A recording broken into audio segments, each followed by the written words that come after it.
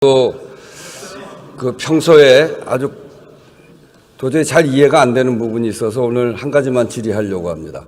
우리 중앙선거관리위원회 사무총장님 잠깐 좀 나와 보시죠.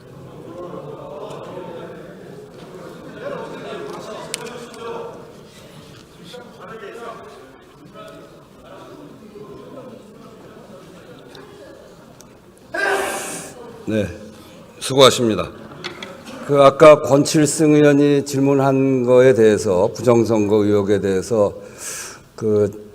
중앙선거관리위원회의 전산 해킹은 불가능하다. 그리고 우리 국가가 갖고 있는 선거 시스템의 부정선거라고 하는 건 있을 수가 없다. 그렇게 답변을 하시던데 그런 것이죠?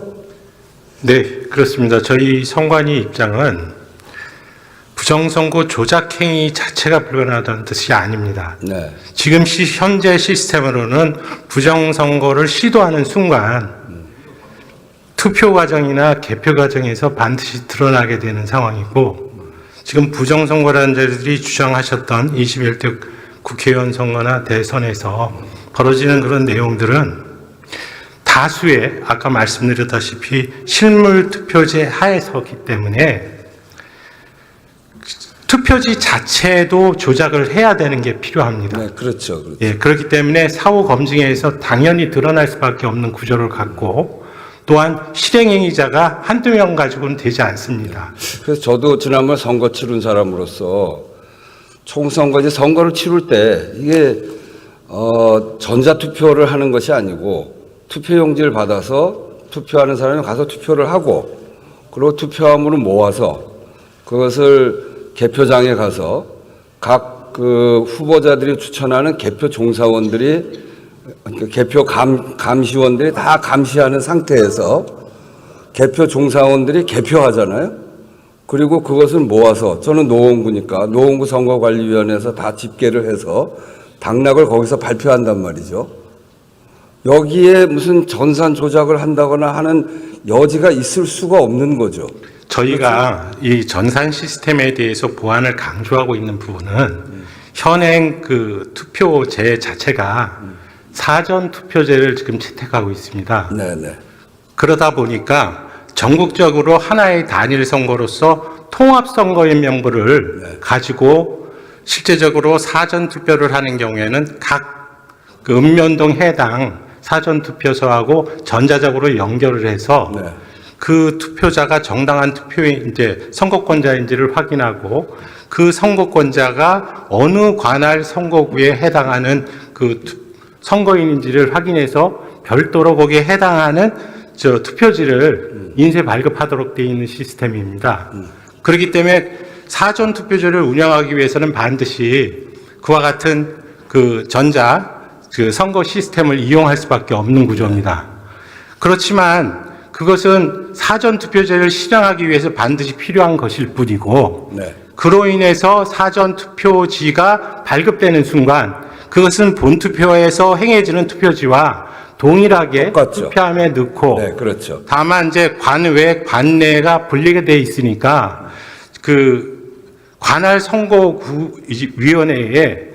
실물 투표지가 우편 투표 방식으로 이송되는 과정이 이제 들어가게 됩니다. 네네. 이제 그런 과정에서 여러 가지로 절차가 좀 복잡하기 때문에 오해의 소지가 있을 수가 있어서 국민 여러분들께서 우리의 선거 제도의 절차를 제대로 이해하지 못하시는 경우에 오해의 소지가 있을 수 있고, 다만 저희가 지금 부정선거 론자들의 주장에 의하면 몇 가지 선거 절차에서 저희들이 잘못한 부분은 분명히 있습니다. 그렇지만 그것이 조직적인 부정선거론으로 규결이 될 수 있는 방법은 아까 말씀드렸듯이 다수의 부정선거 조작 행위자들의 존재가 필요하기 때문에 반드시 부정선거 조작이 시행되는 경우에는 사후에라도 밝혀질 수밖에 없다. 네. 그런데 지금 지금 새해에 부정선거 주장하는 게 21대 국회에서부터 시작한 부분인데, 어느 누구도 부정선거가 어떤 방식으로 행해졌는지에 대해서 말씀하시는 분이 없지 않습니까? 네. 그만큼 우리 투표 시스템이 갖고 있는 게 투명할 뿐 아니라 조금만 설명하면 충분히 이해되는 거 아닙니까? 네, 맞습니다. 그런데 제가 사실은 좀 이해가 안 되는 대목이 우리 사무총장님이 윤석열 대통령이 대통령 되시고 난 다음에 중앙선거관리위원회 갔잖아요. 그리고 서울대 법학과 7구학번 동기 아니십니까? 혹시 대통령이 이런 부정선거와 관련해서 사무총장한테 물어본 적이 있나요? 없습니다.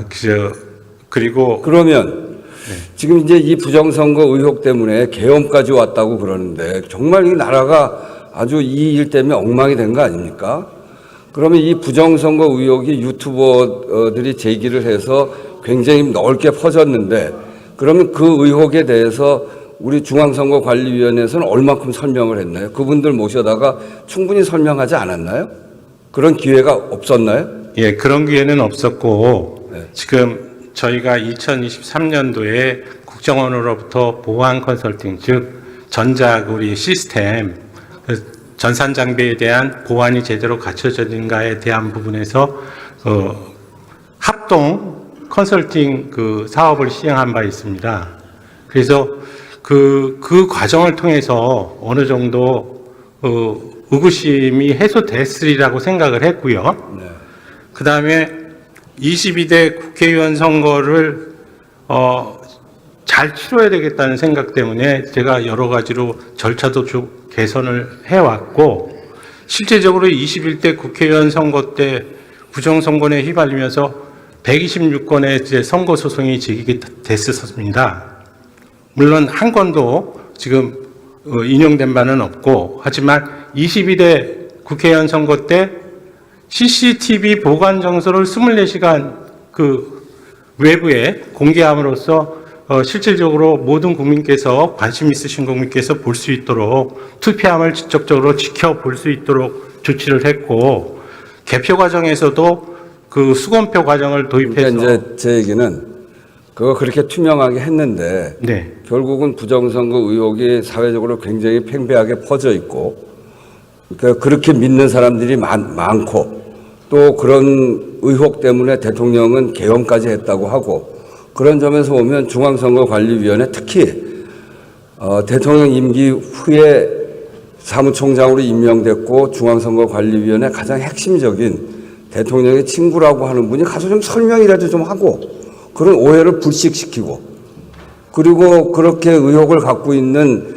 그런 유튜버 이런 분들도 모아서 좀 설명도 하고 이런 적극적인 노력을 중앙선거관리위원회가 했어야 되는데 그런 생각을 갖고 있는 사람들이 저렇게 많이 생기고 대통령도 그런 의혹을 가질 정도로 사실은 좀 황당한 의혹인데요. 그런 황당한 의혹 때문에 계엄까지 하는 그런 상황을 중앙선거관리위원회가 막지 못한 것.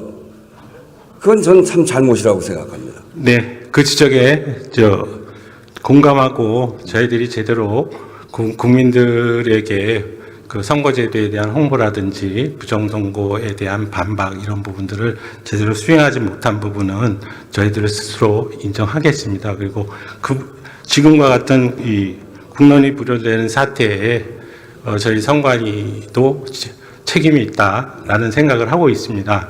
다만 선거관리위원회의 기본적인 목표는 지금 공정선거관리에 있고 그 공정선거관리를 하기 위한 전제 조건이 엄정 중립입니다.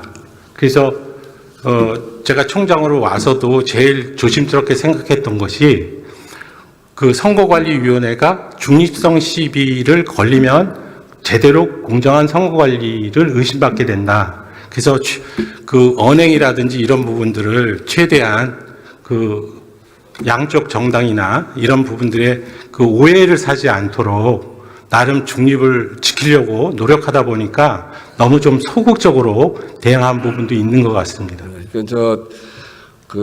특히나 이렇게 사회적인 혼선을 만들어낼 수 있는 게 선거에서 부정이 있었다라고 하는 건 사회적으로 큰 혼선을 만들어낼 수 있는 거 아니겠습니까?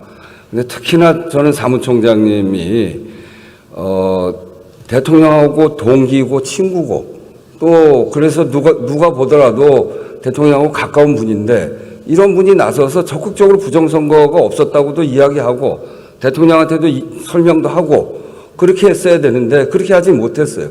지금이라도 적극적으로 설명할 그 의사가 있나요? 네, 지금 상임위에서도 말씀을 드렸다시피 부정선거론자들이 뭐 토론회를 개최하고 뭐 이런 부분이 있었고 그 전에도 그런 토론회 때 선관위가 참가해달라는 얘기가 있었습니다. 근데 그와 같은 어떤 일방적인 토론회에서는 저희 선거관리위원회의 주장이 제대로 맥히지가 않습니다.